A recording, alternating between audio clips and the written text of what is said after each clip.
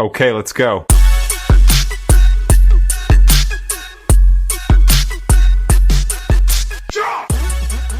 All right. Well, welcome everybody to the Deadhead Chronicles podcast. Yes, it's a podcast. All right, so chill out. Listen. So here's what happened, and Donnie doesn't know any of this. So we're gonna go over everything. Okay, just like the breakfast sticks is just in podcast mode, and I need to start by making you listen to a voicemail that a listener left us. Okay. Okay. A listener left us a voicemail, and I need to. The only way that I could do it, I've been trying to get it over. That's why I'm a little late to our own podcast, but whatever. So here it is. Let's listen to this. This recording is my contribution, please, to the Brockmire episode 4 recap. First of all, there are very few baseball television shows, and so I'm very glad to see that this show exists as a baseball television show. I think that that's really important.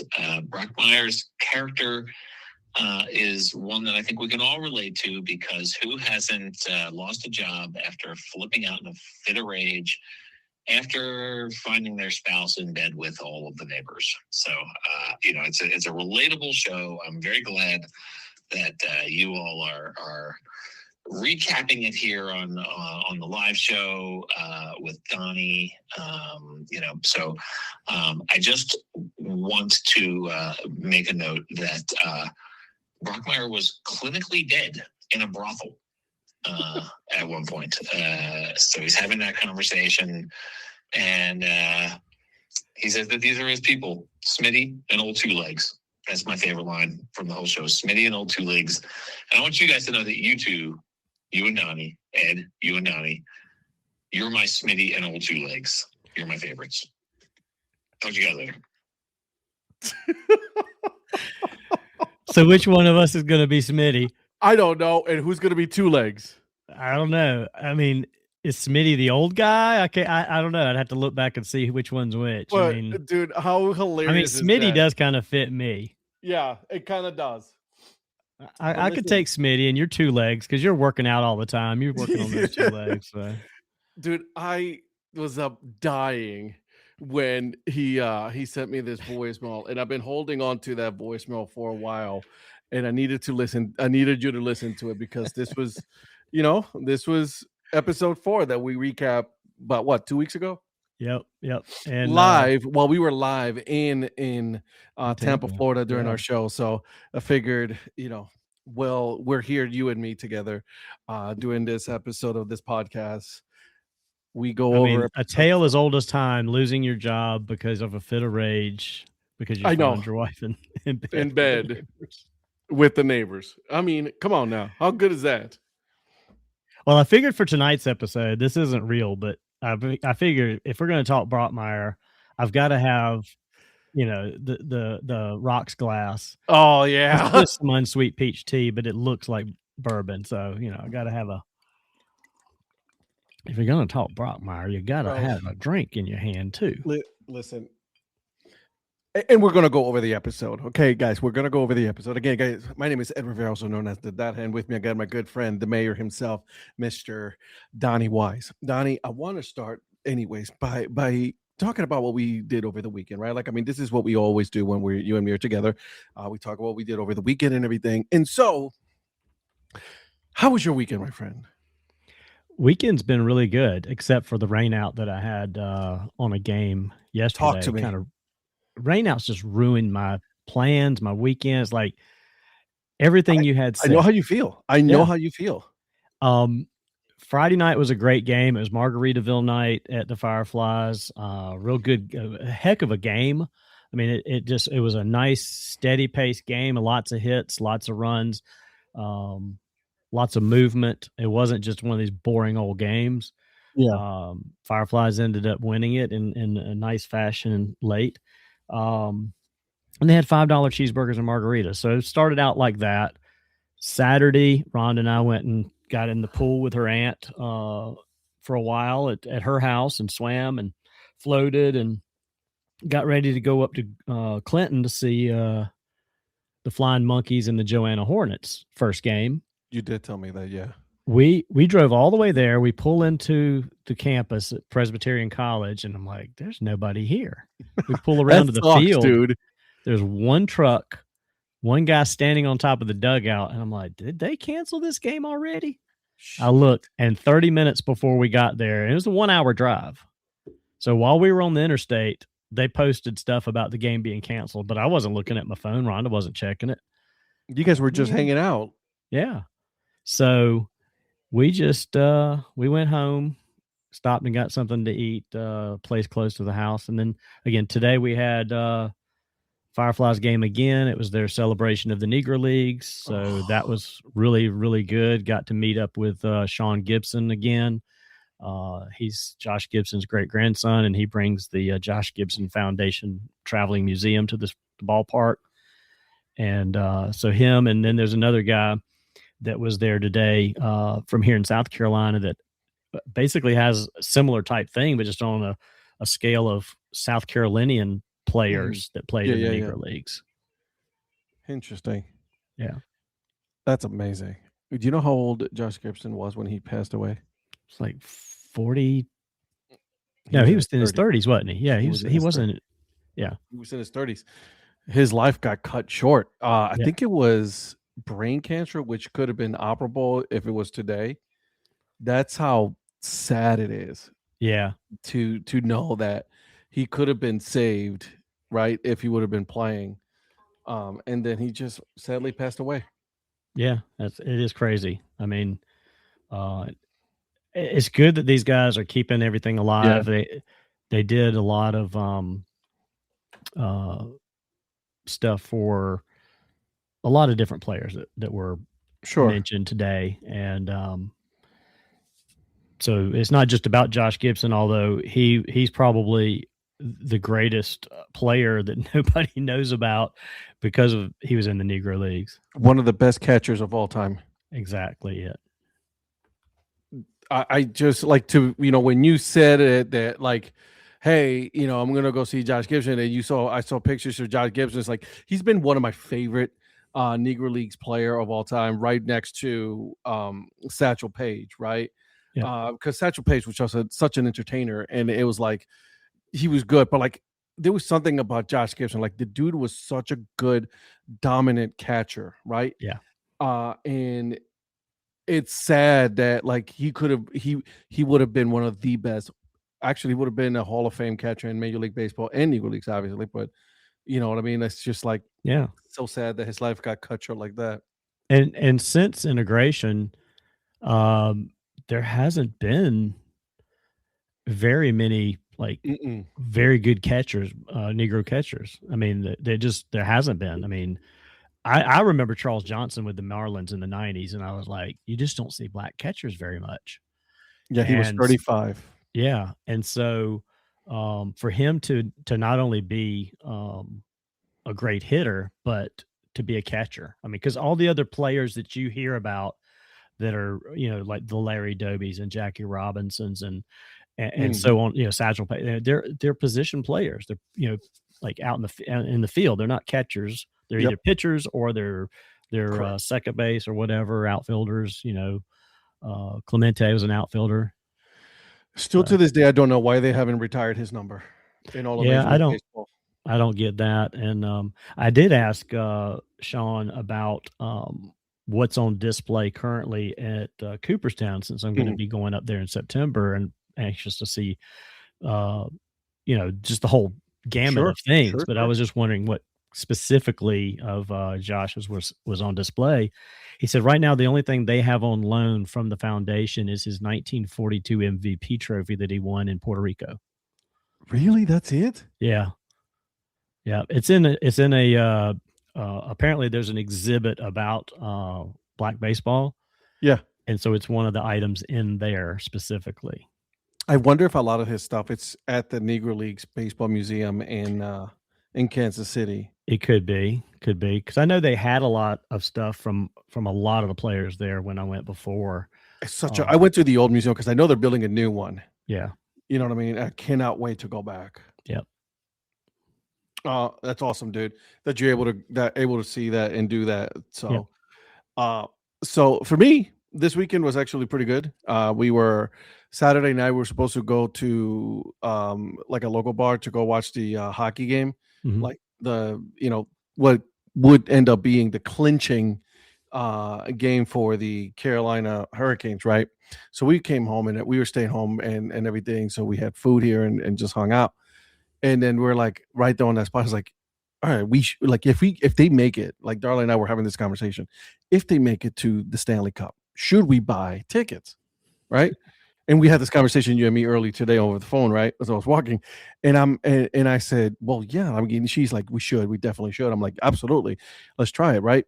So as soon as the game ended, obviously there was no tickets because the tickets were going to be available the next day. At 3:00 it was going to start. Like season ticket holders were going to try to get tickets first, and then the rest of the public after that, right? So season ticket holders, they get the first dibs at tickets, which Right. I can understand, right? Sure. You paid a full season or half season or whatever, you bought a package, you get dibs. Okay, cool. So 3:00 rolls around, Darla's ready to go. I'm at practice baseball for the Open for the Sandlot.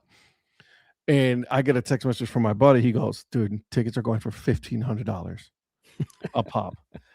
And right there on the spot, I was like, fuck that. Right. Literally 5 minutes later, Darla's like, they're 1,300, 14, 1,500. And I'm like, we're not going. Yeah. That's it. You know what I mean? If it was, I'll be honest with you, it's like, I don't know what the limit would be. Right. And I know that our good friend, Patrick is going to say, well, you guys got, private pool money, right? So I'm going to get that argument right out of the way. I was like, I'm not willing to pay that. Yeah.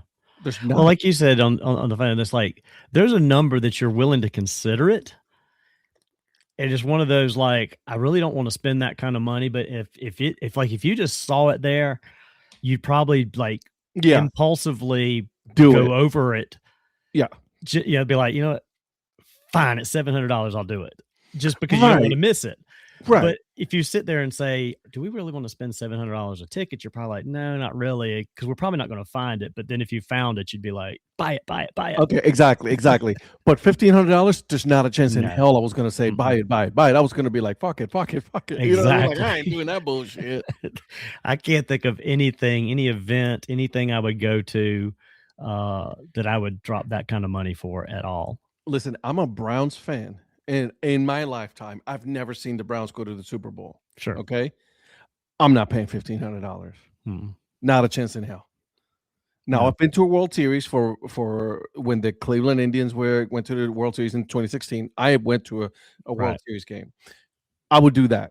Yeah. Like I would pay $400 or $500, right? Because it's a little bit bigger. There's more people and all that, right? There's only like 20,000 people that can go inside the arena for the Hurricanes. Yeah. But that's not a chance in hell. Not a chance in hell. Absolutely. You know what I mean? So right away we said no. So we were like, like my guy friends here, or like all the like dads and everything. We're like hanging out. I was like, we should just host it. We're like, we should do a tailgate. I'm like, well, hell yeah, let's do it. So what do I do? I went online. I went on Amazon. Okay. And using the money that we weren't gonna use for the tickets, I bought an inflatable projector screen and a projector. And still had money left over from what one ticket would have been. No, brother. Listen, that screen was less than $100. Right, that's what I mean. You both of those things combined were way less than one ticket for the way less than, like, not even half of that 1,500. Yeah. You know what I'm saying? So I was like, this is money, because I can either do a Bluetooth or I can do the Fire Stick. Right. I can plug in the Fire Stick. So I was like, you know what? Screw it. Let's do that. So we're gonna go hang out. We're gonna party and watch the game here. Like, game one. It's been since 2006 that they haven't been to the Stanley Cup championship, the Carolina Hurricanes, right? Obviously, I'm a fan of the team and everything. So I was like, yeah, why not? Let's do it. Let's just have a party. So Tuesday, Thursdays, we're like splitting off and everything. And so that's gonna happen. I'm excited for that. You know what I mean? Yeah. Exactly. I just got angry though. Like $1,500. Yeah, that's like that's a bit much. Yeah.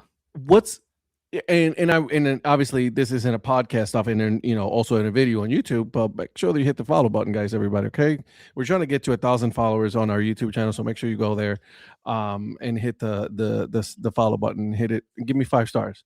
Now, my question to everybody is, and then we're about to get into the Brockmire stuff and everything, don't worry, we'll get there. What's that one event that you would be like, I'm gonna pay that?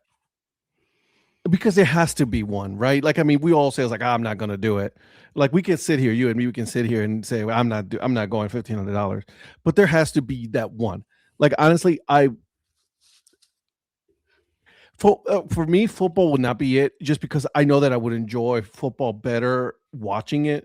I think football has become more of a spectator on TV sport than anything else. Am I wrong on that? No, you're actually very right on that. I've never been like wanting to go to the Super Bowl, just because I think when you get there, it's just it doesn't play well in the stadium. I don't think. I mean, it's just one of those things where I guess the fact that you were there, I just never thought I'm going to spend a boatload of money to go to a Super Bowl. The Super Bowl to me is so much more enjoyable because of the other stuff beyond the game. Correct. That you see on TV, the broadcast, the halftime show, all that. I mean, I guess I can see where people that have grown up their entire life following an NFL team, and they go to see, season after season. I could see that. I mean, I follow the Panthers, but I don't follow the Panthers like that. No, there's nobody I've been a fan of my entire life so much that I would pay that kind of money to go see, to be honest with you, outside of, and I'll say this, the only time I would have probably considered that Clemson was for Clemson national championship game. Yeah. And I got lucky that I didn't have to pay that because I was going to pay when they went to Arizona the year before they won it with Deshaun, and I couldn't go to Arizona, but I was willing to pay a few $100s. I don't think I'd have paid $1,500. The next year in Tampa, I just got lucky that there was an IPTAY member that was selling his tickets for face value. I mean, it didn't cost me but $75 for a ticket to go see that national championship game. To this national championship? Yeah, or maybe it was 170. It might have been 175. Still, was that during the 1930s? It was way, way low compared to my friend Scott, who drove all the way to Tampa with him and his son, drove down there without a ticket at all to try and find a scalper with one. And he got some great seats now, but he bought 2 tickets right before the game for $2,400. Jesus fuck! But he was right down there in the end zone where Hunter Renfrow caught the pass to end the game, and he was sitting next to Mike Golick, so that was pretty cool too. But I was no way I'm going to go without a ticket and buy something for $2,400. Like, what's your plan B after that? Like, what, you just going to go to like a bar or tailgate with people? Like, I don't get that. He was actually going to go just hang out at a tailgate. He found a couple of tailgates where people had some RVs out there, and people he knew that knew people he knew or something. He was going to do that if he had to, but he was willing to do it.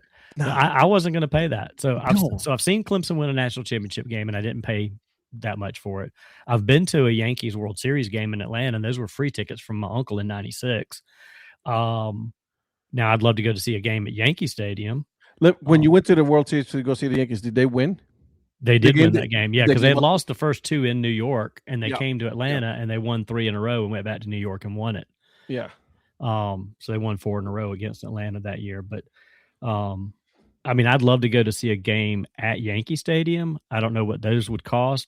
I do know the game we're going to in September is a little pricey, but it's not $1,500 pricey because I would have not paid that. But it's a couple $100. But it's a special game. Yeah, right. Well, it's 9/11. It's 9/11. It's the 25th anniversary of 9/11. It's at Yankee Stadium. It's against the Mets. So still, for a few $100, that's not bad either. No, not bad at all. No, I just that's the whole thing to me though. Like I gotta be like, man, I really want to see this team, right? Like it has to be like once in a lifetime kind of deal. Yeah. I mean, even for again, there's just no sporting event I can think of that I would pay that for. No. There could possibly, I mean, I don't even know that there's even any bands left because people are dead now, but potentially if there was a band that I could meet Mhm. and hang out with, for 15 minutes before a show or something like that and have front row seats, somebody that was just legendary, possibly. But Mhm. I can't think of anybody that's alive right now that I'd drop that kind of money to go see either. Oh, I'm good. Like the Guardians, right? Like I would love to see the Guardians again at the World Series. And I've said it's like, last year I said, I was like, hey, listen, they make it because it was playing your team, right? Yeah. I remember it's like we both said, like, all right, we're going out there. You know what I mean? It was last year when it was like when we were trying to meet against it was Yankees and Guardians, like when they were trying to meet last year, like, but obviously the Guardians got eliminated by Detroit. So that right. was If they had played each other, we were going to try to do that. Yeah, we were going to try to go. So that's but I would not be paying. You know what I mean? There's not a chance in hell that I would be paying over $1,000 for a ticket. That's not going to happen. It's just not going to happen. Like, I mean, congratulations to you if you can do it. More than happy to, say congratulations. Good for you. I'll be watching it at the comfort of my own home, going in my own bathroom. Right. Is that old age? No, I think it's not wanting to spend it on stupid money. That's what it is. Holy shit. I mean, it's one of those things. You have to be able to waste that kind of money. You have to be able to have enough money to waste that kind of money. And I don't. Right. Despite what Patrick thinks, I don't have that kind of money. But by far, Patrick is going to tell you otherwise, though. I know he seems to think I do, but no. So, anyways, listen. So that was my whole weekend, just trying to figure out what we were going to do. Obviously, we didn't do that. Okay, guys, I bought a screen protector, which, by the way, I am much better happy to have that because what I can do now. My daughter, she goes like, Daddy, we got to try it out. It's like, well, the projector's not here yet. It comes on Monday. So once I get it, we'll set it up and we'll watch a cartoon movie on this projector screen. Oh yeah. To test it out. We got to test it out, kiddo. Yeah. And she's like, yeah, Daddy, we do. I was like, you got it. So is that worth it? Absolutely. Oh yeah. Cause this is one of those things that, I mean, any big sporting event comes up, you want to watch a World Cup game, you want to watch some World Series or playoff baseball or something, or right. Yeah, we're next right year's here at Super the end Bowl, of the month. We're here whatever. at the end of the month, right? Yeah. And we're about to start, soccer here. Like the FIFA World Cup is about to start. Yeah. You know what I mean? So get some USA games, some Spain games, obviously, because I'm rooting for Spain as well. So it's like, I get to see that. Like we can say, hey guys, let's go. And it's portable enough that we can just move it wherever we want, which is the best part about it. So that was the weekend, man. I'm excited for that. So, all right, Donnie, season 1, episode 5, Brockmire. This one hits a little home, though. I'm going to be honest with you. This one started out, and I've got it running on the screen. So do I. I got it on my phone right now. I just started it because I'm gonna let it run to kind of keep refresh, and I'll pause it when I need to, but just to kind of refresh me. But the thing I loved about this one, and you and I've talked about the fact that Ron and I watch old TV all the time. Yeah. This one floored me because I didn't remember it the first time, but when I started watching this for this review. And it starts out with him doing an Asian version of Heart to Heart. Pusa. I lost it because Ron and I used to put Heart to Heart on at night. Like it was one of those that came on at like 10 o'clock at night or 9 something at night on one of the channels. Of course you would. And we would just come up here, lay down, and we'd put it on. And every night, every weeknight, it would be like what we'd go to sleep watching. And we saw. And it was one of those things where they would run it in sequential order. Yeah. And it would keep, for like months, we watched the same show. We never missed an episode. We saw every episode multiple times. So that fact that it started off with him playing an Asian Jonathan Hart was hilarious. And that it became a viral thing.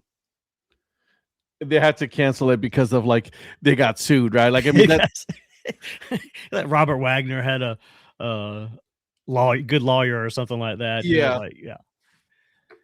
and he was like, And- "What did the wife not have?" Just that's like any other word, and it was like it was more of a a joke going on, right? Like it was like they didn't need to. Yeah. It was a catchy phrase. Yeah. It was a And Charles was catchphrase. like, I want a hard copy just so I can burn it. That's how much I hate this. Yeah.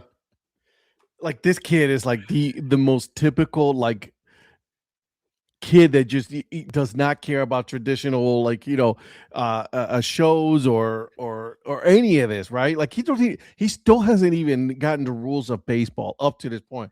We're on episode 5 and he still doesn't know what baseball really is. Right. Exactly.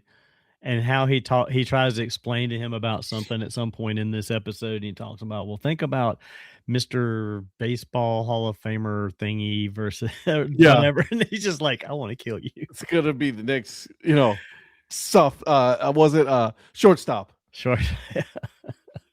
He was like, I'm gonna require that you learn some baseball, which is true. Like, listen, guys, you guys don't need to learn Spanish. Don't need to learn baseball, but at least know some of the rules, right? Absolutely. If you're going to be working in baseball, you kind of have to. Yeah.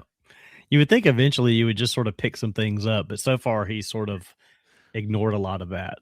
I think he's so focused design. on the video production of Brockmire and everything, but yeah.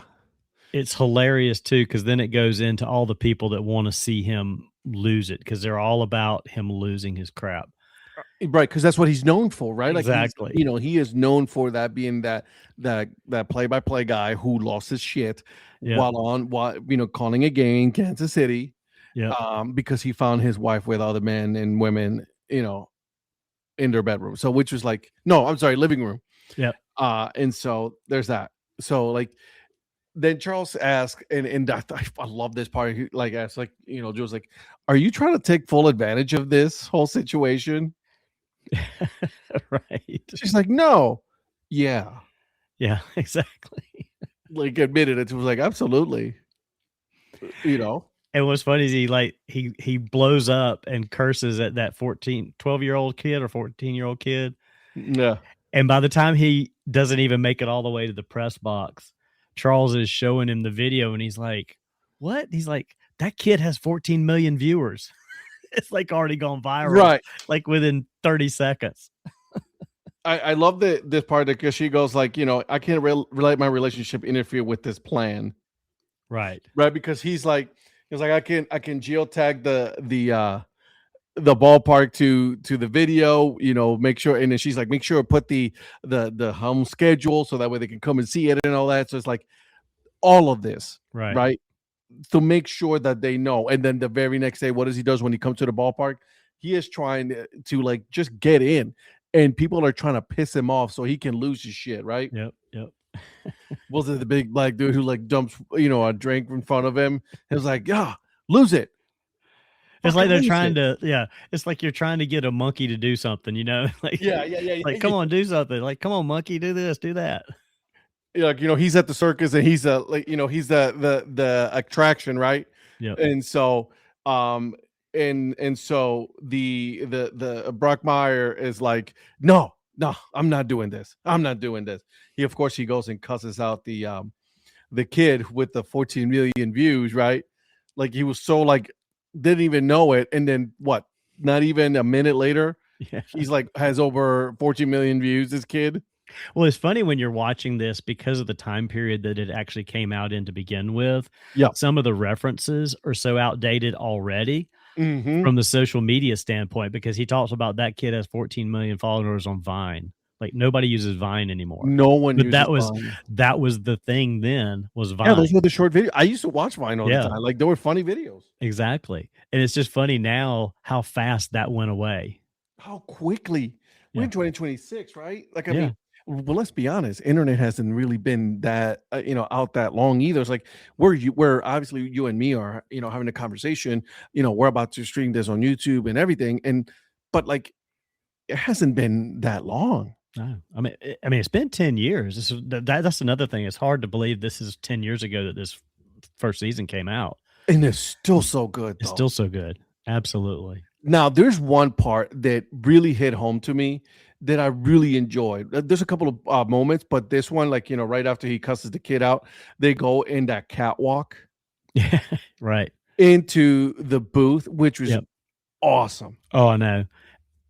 And that stadium, I've got to make it to that. I got to find some way to go to a Macon Bacon game this year. I need to look at the schedule and see when the Blowfish are playing in Macon, and if it's on a weekend that I don't have anything going on, and tell Rhonda, look, we're going to do a Saturday run down to Macon or something. And I just want to go see that stadium in person. I have to. Yeah. I want to see the catwalk. It's like a pilgrimage I need to make at this point now. And I should have already made it, but I haven't thought about it until we've started revisiting this. And so it's like, okay, I definitely have got to go down there and check it out. At this point, you have to, right? Like, it's one of those things. It's like, okay, Field of Dreams. It's part of, like, the pilgrimage for our baseball fans, right? Cooperstown, like, that's part of it. Yeah. For us as fan of baseball, like, it's specifically minor league baseball, right? The life of baseball, like, what they go through and all that. Like, I think this has to be added into one of those. Listen, this ballpark, it's still there. Yeah. There's baseball being played in this ballpark, so you have to go. Yep. And it is the Macon Bacon, Yep. which is another great name for a baseball team. I mean, the thing is, I've already two of the three we've just mentioned in this just now, I'm already scheduled to go to. Scheduled to go to the Field of Dreams. Yep. Scheduled to go to Cooperstown. So the trifecta is I've got to get to Macon and see the field where they filmed Brockmire. If I get all three of those this summer, that's like a bucket list year right there. I'm glad that you said that, Field of Dreams, right? We are going to be there. Okay, guys, really quick. You know what? I'm going to use this as a, an announcement, right? We know this already, but the Curb Media Meetup is going to take place the weekend of August 28th. Okay, we are going to Iowa. We're going to go and watch a couple of games, and we're also going to go to the Field of Dreams. We would love to have you guys there. Okay, we are doing the Colonels. So all right, Rapid Colonels on Friday night. Correct. That's going to be. It's also, I think it's fireworks night, if I'm not mistaken.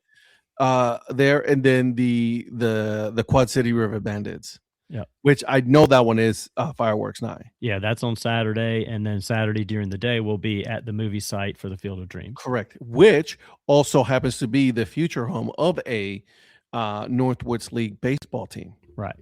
So, which is going to be great. So we're going to have that. The movie set's going to be there. We're going to play catch. We're going to look at some of the merchandise, maybe hit up one of the breweries for lunch and things like that, and then make our way to the game that night. So, if you are interested, let us know. Make sure you contact one of us, so that way we can set up some tickets aside, right? Because so that way we can all try to sit together, and then we'll let you know, hey, this is how much it is to sit here with us and everything. If you want to, you're not obligated to sit with us. I think it'd be cool to meet people, hang out, talk about baseball all weekend, and that's what my daughter's looking forward to this. Did you know that? Yeah, dude, she's like, oh, daddy, when are we going? I was like, kid, we got a whole summer. She's all in on this one. Yeah, so I'm okay. I'm happy with that. I'm happy that she's going to be able to come to this one. Yeah, absolutely. All right, now that we got that out of the way, back to our scheduled content here. And so Jules and Charles, right, they orchestrate all of this so that he loses his shit. Yeah. He turns the tables on them, though, because he starts talking about, in the most boring way, about baseball bats. Yeah. About the kind of tree that they use. Yeah. Birch and ash and all of this. And it's like hilarious because, like, nope. And not only that, he starts drinking water. She's like, that better be vodka in there. Is that water? And he's like, God, what is this? This is gross. 70% of the world drinks this garbage.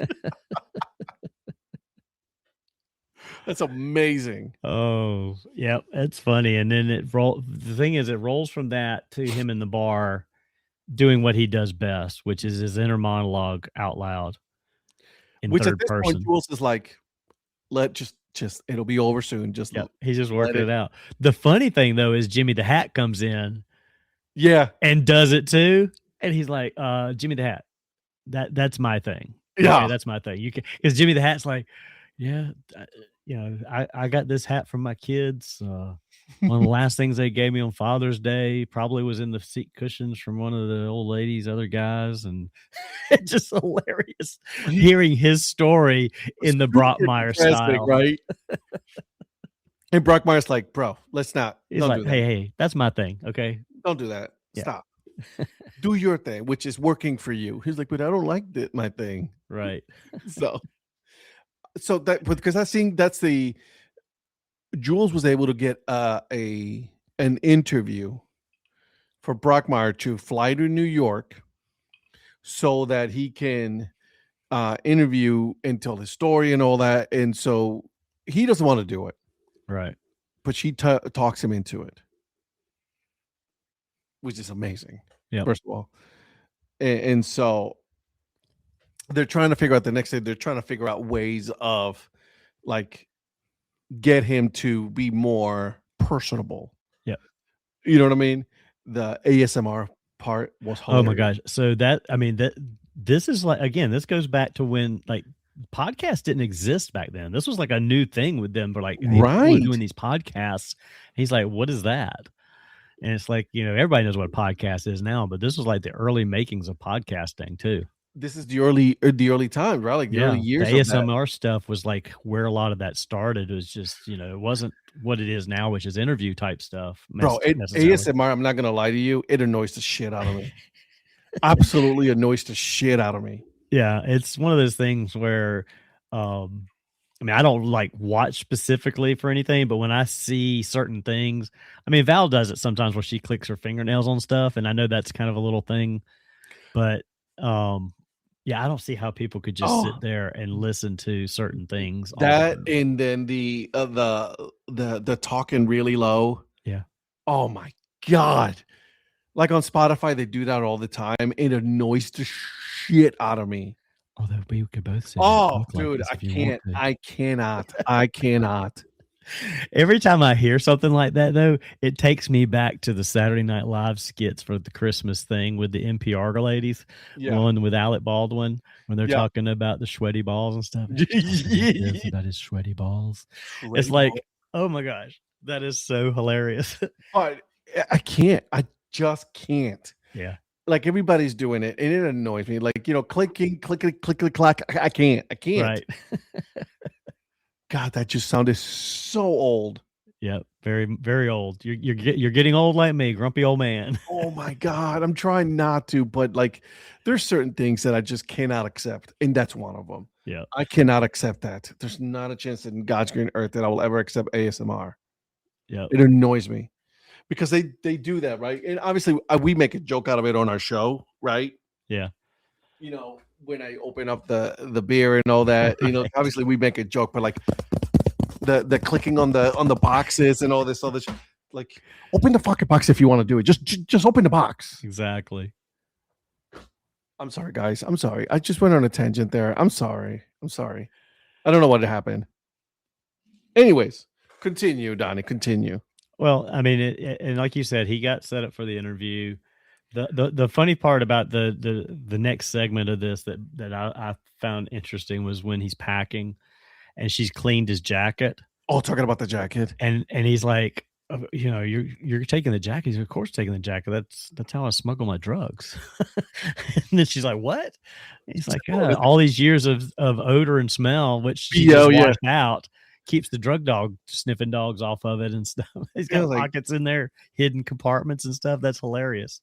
And he's like, he's smoking a doobie. He goes like, you want to, he's like, what? No. And okay. Yeah. Yeah. Okay. Sure. Yeah. Let's do that. Which was, and of course he gets to the interview, right? He's in New York, right? And he has a bottle of vodka and a bottle of water. Right. And he's filling it up. And everybody in the room is like looking at him like, what are you doing? Yep.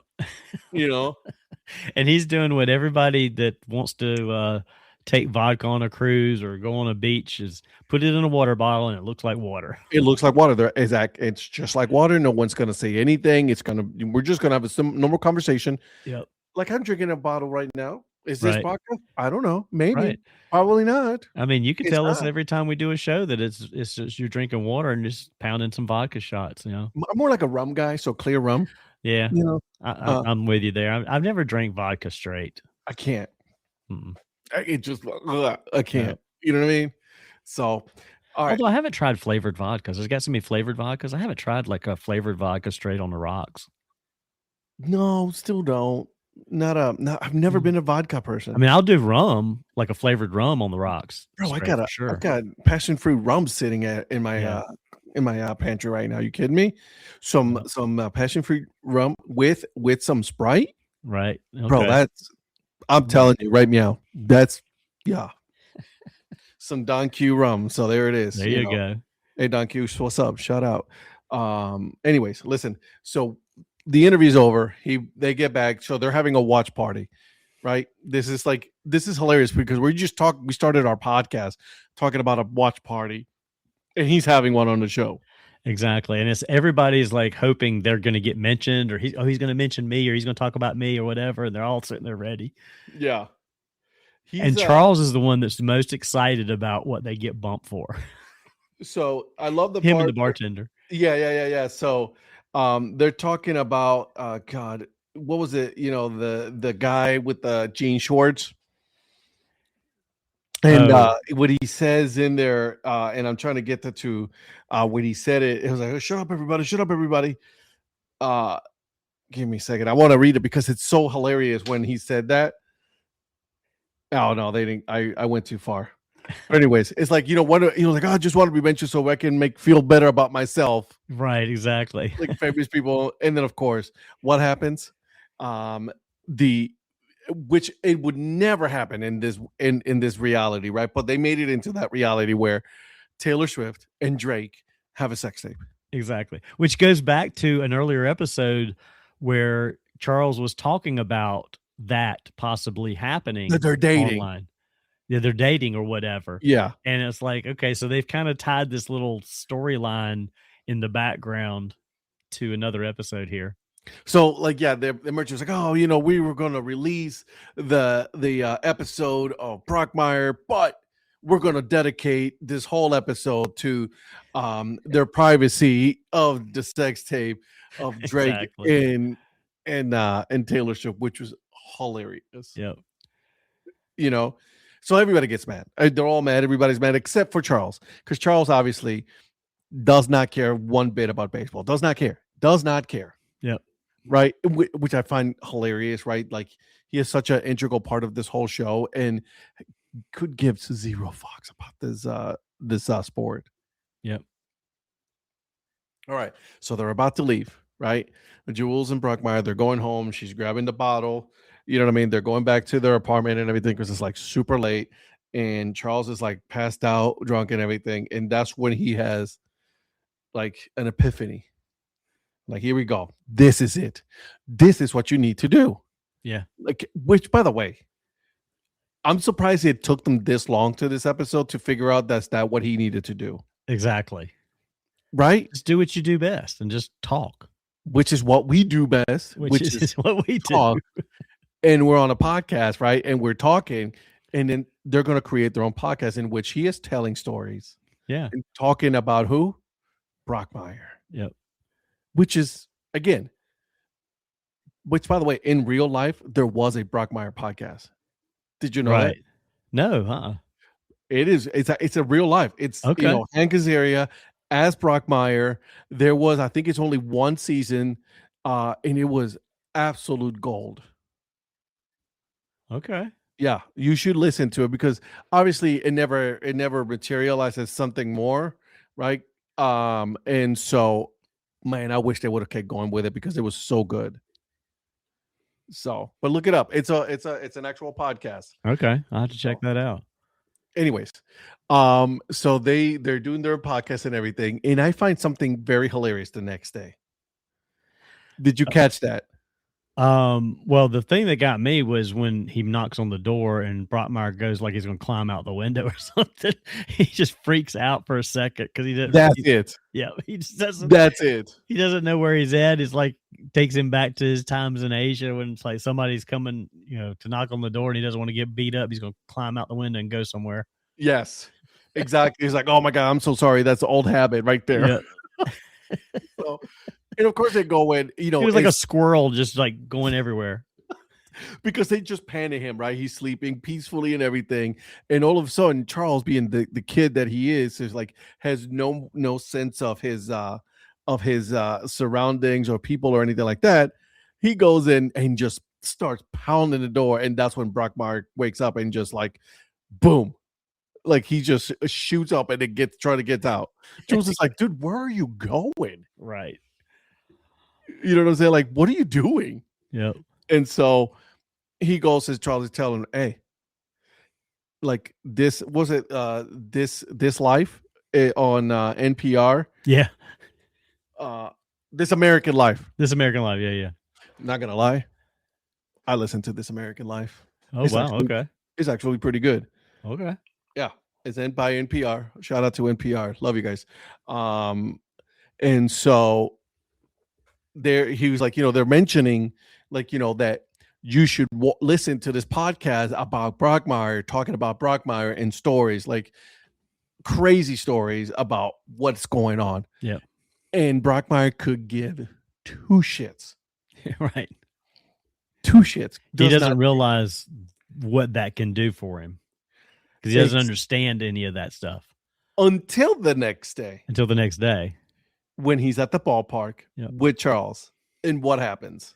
Yeah, all these NPR people. It's like it's like the earlier when they tried to goad him into blowing up. Yeah, all these people want to meet him. They all want to take picture with him, but they're all civilized because they're like, oh, they're like your typical coffee house yuppie-ish NPR fans, and they're just like so like cool about everything.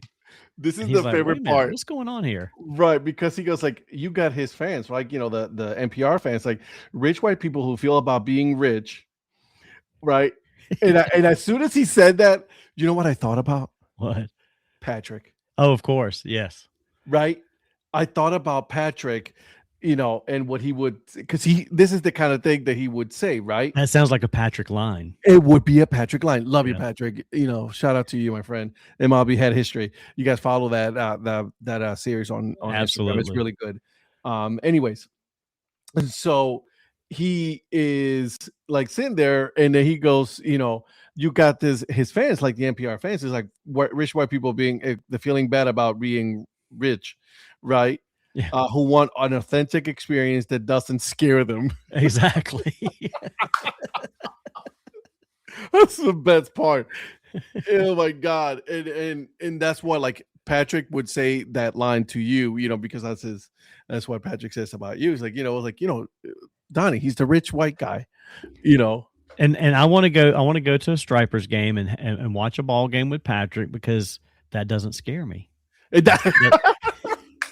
That's a thing that won't scare me. It's like I can go to some other places and be like, I don't know about these people, but no, this is one that I can handle going to see a game with Patrick. That doesn't scare me. Man, the whole Ira Glass stuff for NPR, This American Life, that was great. Like I really enjoy that whole thing about Brockmire being like, having fans now because of Ira Glass. Yeah, which is hilarious. Absolutely. And the guy from the fracking company shows up and he's like, what the heck's going on here? And just trying to understand why his plan's not working. Right. Then he goes to the ballpark. He goes to the ballpark to see what's going on here. Because he sees the thing on the news in the conference room. Yeah, he's listening to it, right? Brockmire saving this small town, and he's like, I gotta go see what's going on. Yeah, I gotta figure out a way to sabotage this, right? Because now the team is becoming popular, right? And they're, obviously Jules is still trying to save this team, the ballpark, and the whole, town. While the fracking company is like, man, we don't care. We want you to, your payments to balloon, so that way we can take over, pennies on the dollar. Absolutely. And so, like, she just nut taps him, and it's hilarious. That was hilarious. Yep. He just sit there like, I'm just gonna sit here. Yep. By the way, Ira Glass right now, he is 67 years old. Dang. Hot dog. Anyways, so what else have we missed about Brockmire? I can't About this episode, at least. Oh, I think we've covered this episode. I mean, like I said, it just went off as we were talking, so we've kind of followed along this whole episode. We did a good job. Look at us. Yeah, look at us. This is what we need to do. We need to have it on so it's sort of fresh, and we're watching it. Make sure we don't miss anything. Because I think before we were kind of missing a few things because we watch it the night before. Yep. Yep. But try to make a few notes and stuff. But this is what people need to do. This is what you guys, they're listening to this podcast. This is what you guys need to do. You guys need to follow along, put the show on, okay? Watch it by yourself at first, and then come back and listen to it, and put the show at the same time. But listen to us. Yeah, just listen to what we're talking about as the show's going, and you'll be like, "Oh yeah, okay, there it goes, there it goes." Absolutely. This is great stuff, dude. This is great stuff. We made it. We beat the system. We made it past. This is episode 5. We made it past 4. Wait, hold on a second. Did we have any doubters? Oh, there were doubters. There were doubters. Those sons of bitches. Yes, suckers. We are here. We are still here. Yep. Okay. All right. We're Donnie and I, we're not going anywhere. We're going to go through each and every single episode, each and every single week. We're going to talk about whatever we want, but we're going to talk about Brockmire, guys. We're going to talk about it. Okay. All the way to Thanksgiving. All the way. All the way. We ain't stopping. Okay. That's right. And then when we get done with Brockmire, we're going to find something else. We'll find some other baseball show. The one thing we didn't mention that I thought was hilarious was when he was talking about he once owned a horse with Al Michaels and O.J. Simpson. Oh, that's right. I forgot about that because he's like, Al Michaels is the one that I would have thought would have been the one caught for murder. Right, exactly. Because he pushed the dwarf down. I mean, just those kind of lines. Oh my gosh, those things are gold. Let me ask you this, and as we're closing down this episode here, does this work now? Does this show work now? I think it works for guys of a certain age, our age. Us. Okay, got it. Thanks. I mean, I don't think a 20-something-year-old is going to watch this and get the references at this point. I mean, these are 10-year-old references that also had references that were even older to that at the time. Or even, I'm going to be completely honest, and I'm just making a generalization here, guys. I think a lot of them will be kind of offended by this show. There's some of it, yeah. I mean, again, there's some things you probably couldn't get away with even now. Not so much, but I mean, I hope something like this comes back out because with this show, they were equally insulting and just everybody. There was no one that was immune from this. Yeah, no one. Yeah. Well, that's like I saw. There's a lot of stuff that we talk about. You couldn't make some of these movies and stuff from the 70s and 80s anymore because of the references and stuff. And Bull Durham, my favorite baseball movie. There's a couple of guys that I watch videos from. They're retro guys that talk about stuff from the 80s. These two guys that sit in this like game room area, and they were talking the other day about a scene from Revenge of the Nerds. Oh yeah, with the Takahashi on the tricycle in the race, the fraternity race, and how the music in the background that's playing is like some Asian video game music, and I mean today people would be like, that's racist. No, it's not really racist. I mean, you can think it is these days, but back then it certainly wasn't. I mean, it was just it is what it is. It fit a stereotype. Yes, 100%. But yeah, it's like things like that. People wouldn't do it today. No, because they would be like, "Oh, we're going to offend somebody." Not only that, but like you're going to get sued because you said something. You know what I mean? Because listen, Listen, there's been people that have sued McDonald's because their coffee was too hot. Let's just put that into context about this world that we're in right now. Oh, And here we go, exactly. guys. I saw, and I don't know if it's real. I mean, this is very like recent, but like the people that got stuck on that roller coaster yesterday or day before, for hours, got rescued by these firefighters. It took them like 3 or 4 hours to get a crane up there and all that. And this story, again, I don't know if this is true. It could be. You never know what to believe anymore. True story.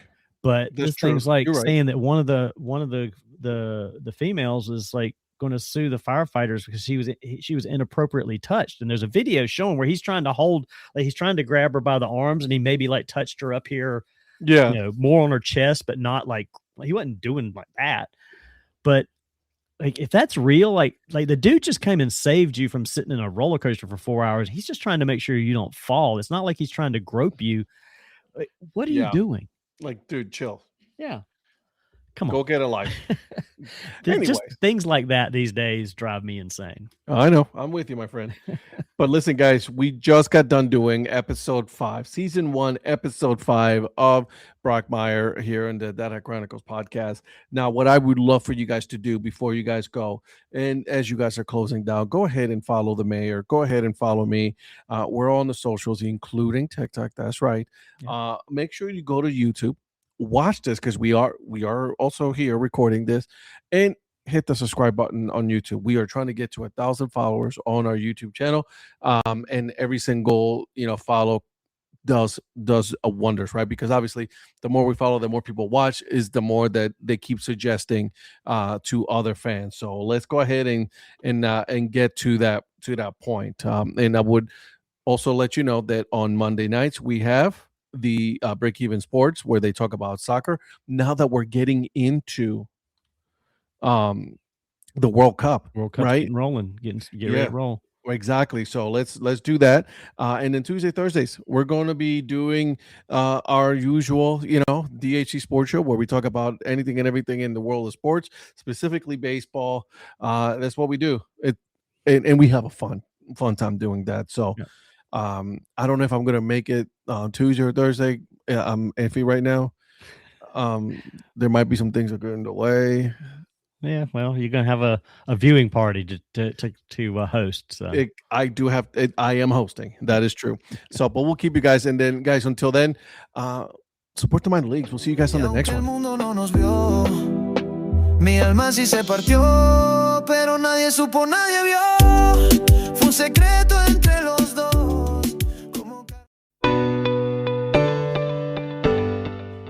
This podcast is part of the Curved Brim Media Network. Here are some of the other members of Curved Brim Media. Hi, this is Kelly Robinson, the Minor League Nerd. My YouTube channel explores the history of minor league baseball teams. More than just stats, we delve into team lineage, sharing stories from current franchises to obscure one-year wonders. I'm Paul Caputo, and on the Baseball by Design podcast, I talk to minor league baseball teams, designers, and other super interesting people about what these minor league baseball logos mean. And I talk a little bit about ice cream helmets. What's up, Bucketheads? I'm Anna DiTomaso, and each week on the Baseball Bucket List podcast, I speak with a different fan about their favorite baseball memories, what the game means to them, and what's left to check off on their baseball bucket list. Hey everyone, it's Eric from the great state of Kansas. This is Johnny from the New Orleans Baby Cakes Memorial Museum. And we are the Earn Fun Average podcast, where we talk to a variety of guests about their love of baseball and have fun doing it. America, lower your standards. Average is what we do best. This is Patrick and Corey of BaseballMapper.com, and we have made an interactive map to help highlight all baseball teams from the majors down to collegiate summer leagues. We want to bring you closer to baseball. So get on the site and find a team near you today. Hey guys, this is Patrick Larson from the Minor League Baseball Hat History Series. And in every episode, I go through the history of minor league teams through my personal collection of hats. You can find me on Twitter at PatLarson1. I hope you guys enjoy. Learn more about Curved Brim Media at curvedbrimmedia.com.